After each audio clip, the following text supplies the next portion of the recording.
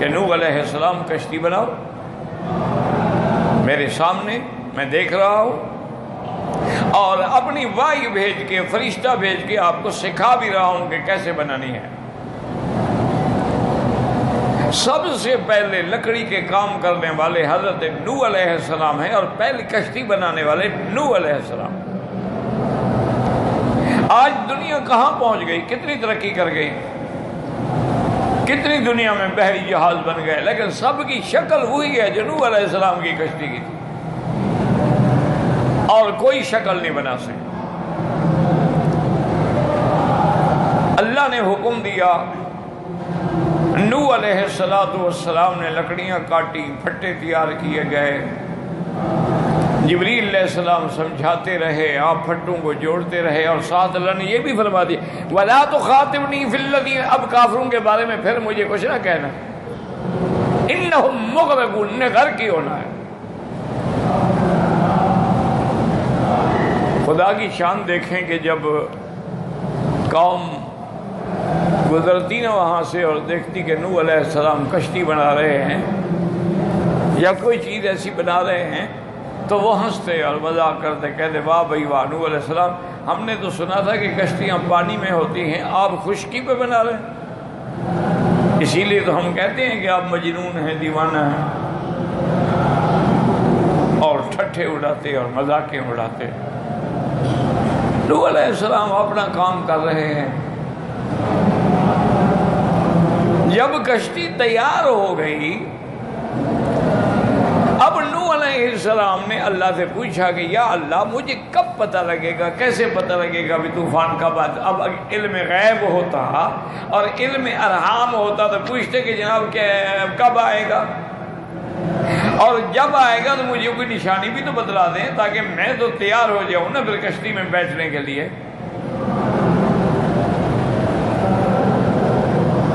اللہ نے فرمایا کہ نوح علیہ السلام حتی اذا جاء امرنا وفارت التنور قل نحمل فیہا من کل زوجین، کہ جب تنور سے پانی نکلنا شروع ہو جائے، اب تنور میں تو آگ ہوتی ہے، یا تنور کو اتنا نیچے تو نہیں لگایا جاتا نا کہ نیچے سے پانی نکل آئے، تنور تو زمین پہ رکھے ہوتے ہیں نا، ان میں تو روٹی پکائی جاتی ہے،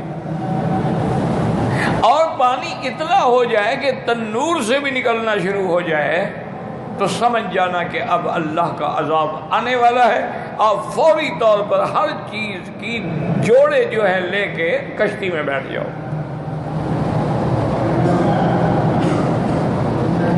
مرد عورت اسی طرح، جانور ہے، گائے ہے، اس کا ذکر ہے، انثیٰ ہے، بکری ہے، بکرا ہے، دمبی ہے، یعنی ہر چیز کی جوڑے، اور جب اس میں بیٹھ جاؤ تو اس وقت اللہ کا شکر ادا کرو کہ اس اللہ کا کروڑ کروڑ شکر ہے کہ جس نے ہمیں قوم ظالمین سے بچا لیا۔ اب حضرت نوح علیہ السلام کشتی میں بیٹھ گئے، پانی، اللہ اکبر اللہ اکبر، حضور فرماتے ہیں کہ کوئی پانی کا قطرہ آسمانوں سے نہیں گرتا مگر اللہ کے حکم سے اتنا دروازہ کھلنا ہے، اتنا کھلنا ہے، اتنا کھلنا ہے۔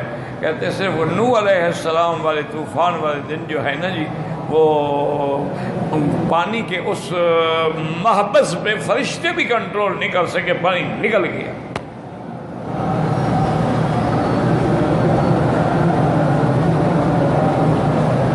اللہ نے آسمانوں کے بھی دروازے کھول دیے،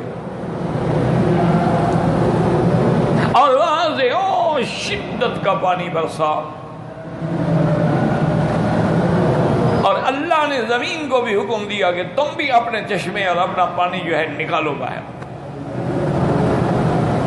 فَفَجَّرْنَا الْأَرْضَ عُيُونًا، پوری زمین گویا کہ چشمہ بن گئی، آسمانی اور زمینی پانی مل کے ایک ہو گئے۔ فَالْتَقَى الْمَاءُ عَلَىٰ أَمْرٍ قَدْ قُدِرَ، اللہ نے جو فیصلہ کیا تھا وہ پورا ہو گیا۔ حضرت نوح علیہ السلام جب کشتی میں بیٹھے تو اللہ کے حکم سے یہ کہا قال اركبوا فيها بسم اللہ مجریہا ومرساہا ان ربی لغفور رحیم۔ جب بیٹھے تو کہا بسم اللہ، اللہ کے نام سے چلو، اللہ کے نام سے ہر چیز چلتی ہے، اس لیے حکم ہے کہ اگر جہاز میں کشتی میں سوار ہوں تو یہ دعا پڑھا کریں، بسم اللہ مجریہا ومرساہا ان ربی لغفور رحیم۔ اور اسی طرح الحمدللہ الذی سخر لنا ھذا وما كنا له مقرنین۔ اور اسی طرح آیات میں سبحان الذی سخر لنا ھذا، وہ ذات بلند ہے، پاک ہے، جس نے ان کو ہمارے تابع کر دیا۔ اللہ تبارک و تعالی مسخر کرتے ہیں، وَسَخَّرْنَا لَكُمُ الْفُلْكَ لِتَجْرِيَ فِي الْبَحْرِ بِأَمْرِهِ، ہم نے دیکھو کیسے کشتیاں تمہارے تابع کر دیں، اللہ کے حکم سے وہ دریاؤں میں چل رہی ہیں۔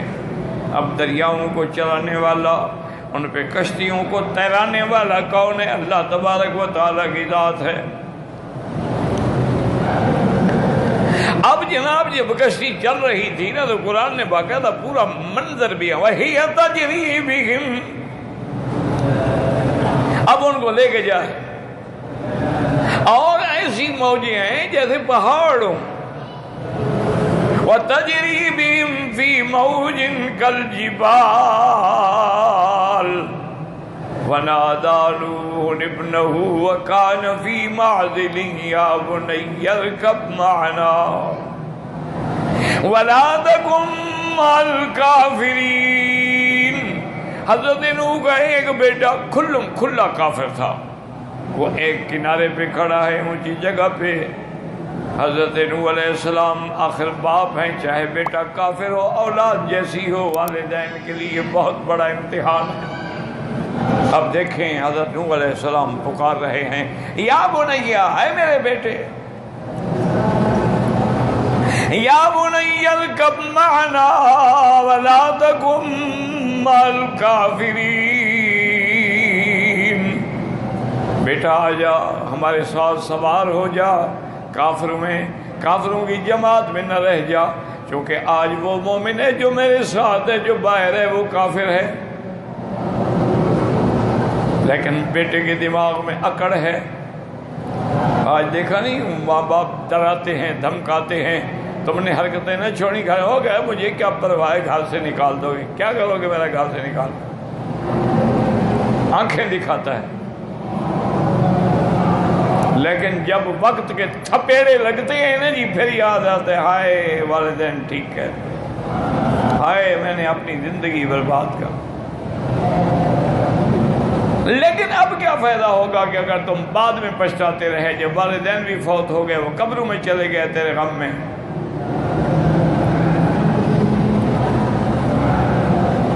اس نے بھی کہا کہ ابا جان آپ کیوں مجھے ڈراتے ہیں؟ قال سآوی الی جبل یعصمنی من الماء قال لا عاصم اليوم من امر اللہ الا من رحم۔ انہوں نے کہا ابا جان آپ کیوں مجھے ڈرا رہے ہیں؟ یہ دیکھو کتنے اونچے اونچے پہاڑ ہیں، میں کسی پہاڑ کی چوٹی پہ چڑھ جاؤں گا، کتنا پانی آئے گا، 1 میٹر 2 میٹر 3، میں 200 میٹر اوپر کھڑا ہوں۔ نوح علیہ السلام پھر بھی سمجھا رہے ہیں، بیٹا لا عاصم اليوم، آج کوئی نہیں بچ سکتا اللہ کے عذاب سے مگر جس پر اللہ رحم کرے۔ لا عاصم اليوم من امر اللہ الا من رحم۔ اللہ نے حکم دیا دریا کو، دریا بھی اسی کے، ہوائیں بھی اسی کی، زمینیں بھی اسی کی، وہ جس کو چاہیں جب چاہیں حکم دے۔ اللہ نے حکم دیا کہ تیرے پشت پہ کھڑے ہو کے نوح کا بیٹا میری خدائی کو چیلنج کر رہا ہے کہ میں پہاڑوں پہ چڑھ جاؤں گا۔ وَحَالَ بَيْنَهُمَا الْمَوْجُ، فَقَانَ مِنَ الْمُغْرَقِينَ۔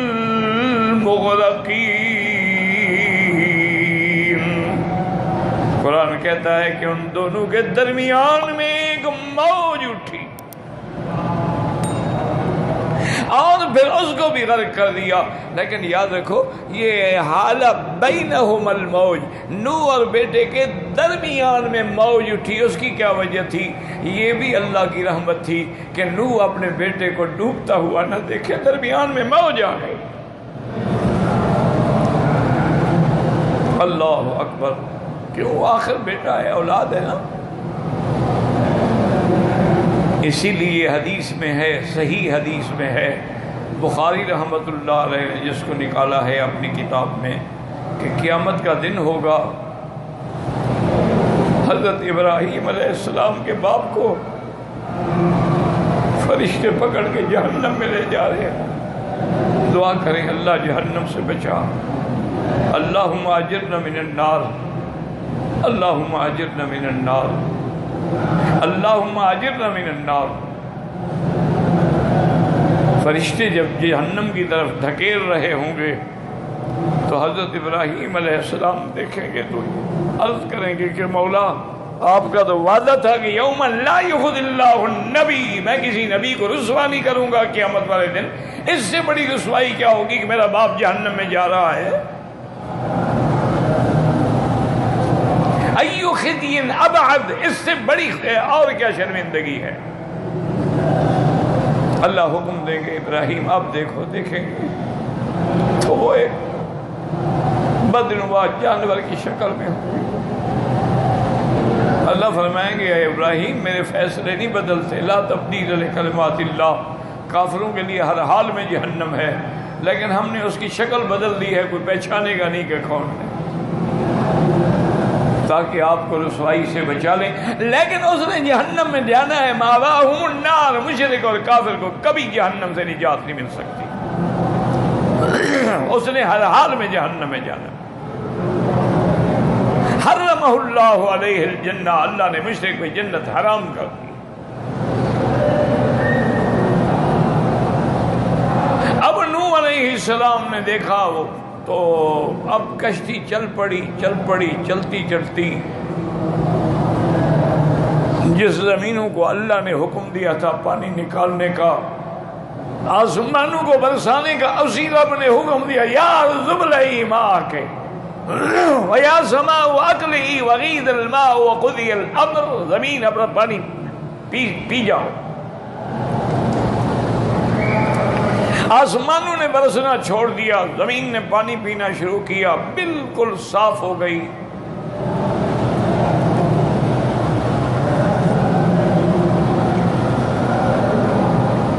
وَاسْتَوَتْ عَلَى الْجُودِ، اب جودی پہاڑ کے کنارے لگی۔ بعض لوگ کہتے ہیں کہ جودی یہی پہاڑ ہے، ہمالیہ جسے کہتے ہیں انڈیا میں، یہ نہیں ہے بات، جودی تو عرب کا پہاڑ ہے،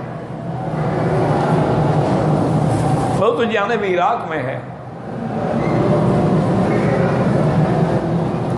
لیکن نوح علیہ السلام نے پھر اللہ کو پکارا، نادى نوح ربه فقال رب ان ابنی من اہلی، دعا کرو اللہ سب کی اولادوں کو صالح بنائے، کسی کو اولاد کا داغ نہ دے، اگر اولاد نہیں ہے تو اولاد صالح دے، اور ہے تو اللہ ان کو صالح بنائے، ان کے دلوں کو اپنے دین کی طرف پھیر دے، والدین کی فرما برداری کی طرف پھیر دے۔ اور یاد رکھیں اس دنیا میں ظاہری بھی اور باطنی بھی، دینی بھی اور دنیاوی بھی، عزت اسی کو ملی ہے جس نے والدین کی فرما برداری کی۔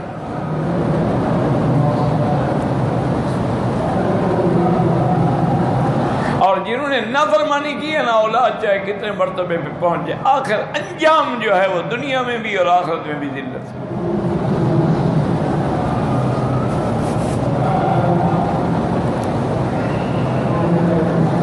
اب نوح علیہ السلام نے پھر پکارا، وَنَادَى نُوحٌ رَبَّهُ فَقَالَ رَبِّ إِنَّ ابْنِي مِنْ أَهْلِي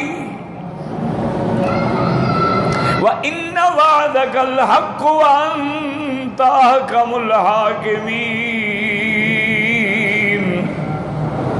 یا رب میرا بیٹا ہے، میرے اہل سے ہے، اور تیرا وعدہ تھا کہ مجھے اور میرے اہل کو بچا لیں گے، یہ میرے اہل سے ہے، ڈوب گیا۔